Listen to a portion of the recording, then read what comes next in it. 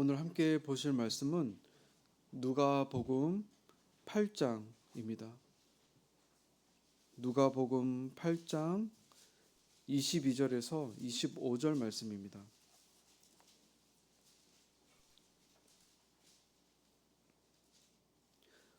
함께 합독하도록 하시겠습니다. 하루는 제자들과 함께 배에 오르사 그들에게 이르시되 호수 저편으로 건너가자 하시매 이에 떠나 행선할 때에 예수께서 잠이 드셨더니 마침 광풍이 호수로 내리침에 배에 물이 가득하게 되어 위태한지라. 제자들이 나와 깨워 이르되 주여 주여 우리가 죽겠나이다 한데 예수께서 잠을 깨사 바람과 물결을 꾸짖으시니 이에 그쳐 잔잔하여 지더라. 제자들에게 이르시되 너희 믿음이 어디 있느냐 하시니 그들이 두려워하고 놀랍게 여겨 서로 말하되 그가 누구이기에 바람과 물을 명함에 순종하는가 하더라. 아멘. 오늘 함께 통독할 말씀은 누가복음 5장부터 8장까지의 말씀입니다. 예수님의 갈릴리 사역이 계속 이어지는 부분입니다. 가난하고 병든 자들을 치유하시며 소외받는 자들 그리고 죄인들과 함께 하시는 사역들이 펼쳐집니다. 특히 5장과 6장에서는 12제자들을 부르시는 장면과 평지수훈 말씀이 나오죠. 이 가운데 오늘 함께 살펴보고자 하는 말씀은 호수 가운데에서 풍랑이라는 시련을 만났을 때 제자들의 믿음이 어떠한지를 볼 수 있는 8장 말씀입니다. 또한 우리가 우리의 믿음을 보여야 할 때가 언제인지를 알 수 있는 본문이기도 합니다. 바로 어려움의 순간, 고난의 순간이 됩니다. 이 사건은 예수님께서 갈릴리 지역을 다니시면서 많은 병자들을 치료하시고 귀신을 쫓아내시는 등 여러 이적들을 행하신 후에 일어납니다. 특히 동일한 사건을 다루고 있는 병행구절 마가복음 4장 35절을 보시면 더욱 정확한 시점이 나옵니다. 그날 저물 때에 제자들에게 이르시되 우리가 저편으로 건너가자 하시니 마가복음에서는 그날이라고 구체적으로 표현하시면서 예수님께서 씨 뿌리는 자의 비유와 여러 비유 말씀을 해석해 주셨던 날임을 밝혀줍니다. 그날 저물 때 예수님께서 갈릴리 호수 건너편으로 가자고 하시는 것이죠. 그들에게 심겨진 씨앗이 길가에 떨어진 것인지 돌밭에 떨어진 것인지 아니면 가시떨기에 떨어진 것인지 혹은 옥토밭에 심겨진 것인지를 확인할 수 있는 현장 학습이 되는 것입니다. 그 밤에 갈릴리 호수에 광풍이 몰아칩니다. 갈릴리 호수가 왜 이리 풍랑이 심할까 조금 살펴보았는데요. 갈릴리 호수는 평균 해수면보다 200m가 낮습니다. 또 호수 북쪽에 이스라엘에서 가장 높은 헤르몬 산이 있습니다. 해발 2800m가 넘는다 합니다. 여름에도 눈이 녹지 않습니다. 그러니 그곳에는 굉장히 큰 기압과 온도 차이가 있는 것입니다.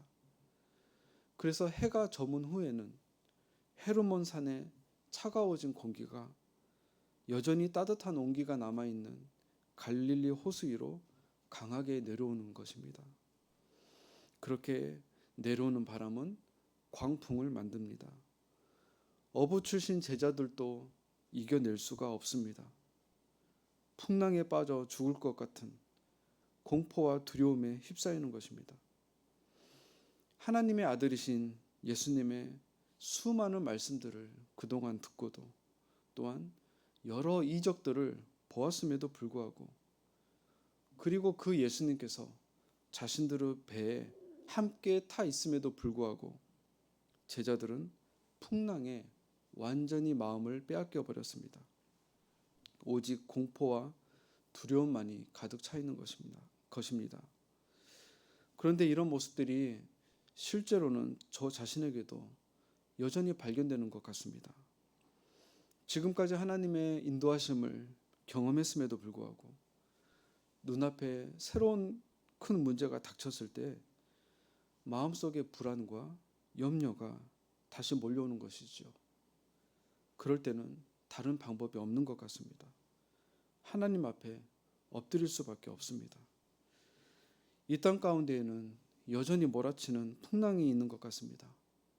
정말 이러다가는 큰일 날 것 같은, 큰일이 나는 것 아닌가 할 정도로 몰아치는 풍랑입니다. 높은 헤르몬 산만큼이나 누가 보아도 납득이 갈 수 있는 풍랑입니다. 이럴 때 우리 믿는 자들은 세상 사람들과 다른 모습을 보여야 한다는 것입니다. 오늘 본문 24절을 보시면 바다에 큰 놀이 일어나 배가 물결에 덮이게 되었을 때 예수께서는 주무시는지라라고 나옵니다. 덮이게 되었다라는 헬라어 원어를 보면 가득 차 있다라는 뜻입니다.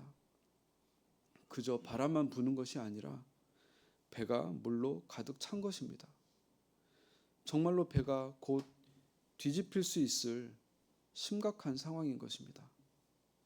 그런데 예수님은 배의 고물, 배가 배 뒤쪽에 이렇게 상승하는 그 부분에서 주무시고 계시는 것이죠. 이런 비슷한 상황이 성경의 많은 곳에서 나타나는 것 같습니다.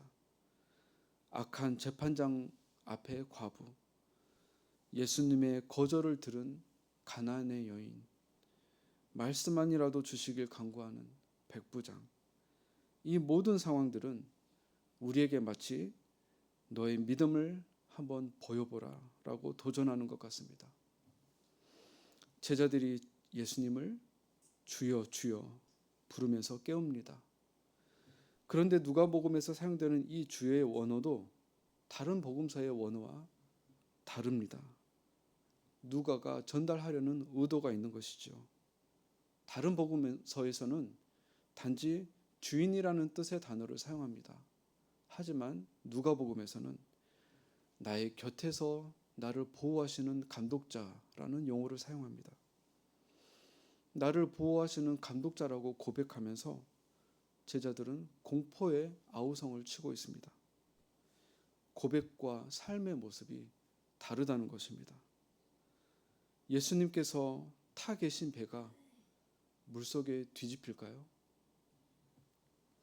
누가복음의 본문이 우리에게 요청하는 것은 우리가 하나님을 향한 고백과 삶의 모습이 일치된 모습을, 믿음을 보이라는 것입니다. 누구라도 그 상황에 있으면 아우성치고 우왕좌왕할 만한 고난일지라도 예수님과 한 배에 타 있는 주님의 제자라면 달라야 함을 말씀하십니다. 야고보서 2장 18절 말씀을 함께 읽어보도록 하겠습니다. 어떤 사람은 말하기를 너는 믿음이 있고 나는 행함이 있으니 행함이 없는 내 믿음을 내게 보이라. 나는 행함으로 내 믿음을 내게 보이리라 하리라. 야고보는 행함으로 내 믿음을 보이게노라 다짐합니다. 어떻게 하면 그런 시련을 만나더라도 담대해질 수 있을까요? 우리의 믿음이 어떻게 하면 삶 속에서 능력으로 나타날 수 있을까요? 마태복음 병행 구절에서는 예수님께서 제자들을 향해 믿음이 적은 자들아 라고 말씀하십니다. 그리고 오늘 누가복음에서는 너희의 믿음이 어디에 있느냐라고 하시죠. 예수님은 그 풍랑 가운데서도 사역 후에 깊은 잠에 드셨습니다. 그 풍랑 속에서도 참 안식을 누리고 계시는 것입니다. 다르게 표현을 해보면 만물의 창조자 예수님의 안식을 피조물인 풍랑이 감히 침해하지 못하는 것입니다. 하나님 안에서 진정한 평온과 안식을 누리는 모습이 어떠한지를 보는 것 같습니다.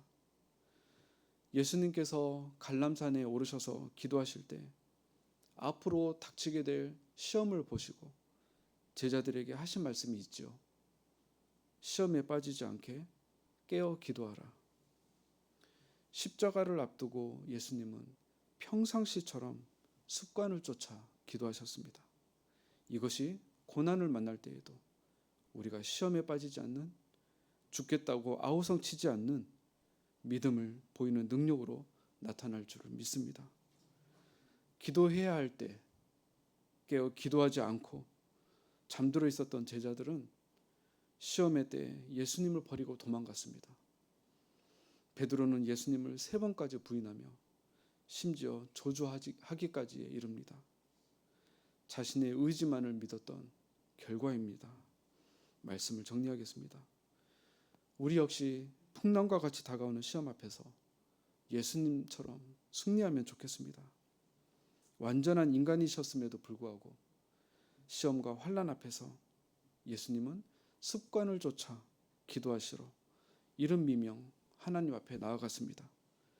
그렇다면 우리는 더더욱 기도의 자리에 나아가야 할 것입니다. 말씀과 기도가 함께 가길 소망합니다. 믿음은 들음에서 나며 들음은 예수 그리스도의 말씀으로부터입니다. 말씀을 통해 우리의 믿음이 끊임없이 성장하기를 소망합니다. 개혁주의 신학자 존 파이퍼 목사님이 한 고백처럼 기도 역시 믿음으로 행하는 길이기 때문입니다. 말씀과 기도의 능력으로 성령의 충만함을 늘 힘입어서 우리를 덮치려 하는 모든 두려움과 염려를 물리치는 저와 모든 성도님들 되시길 소망합니다. 기도하시겠습니다.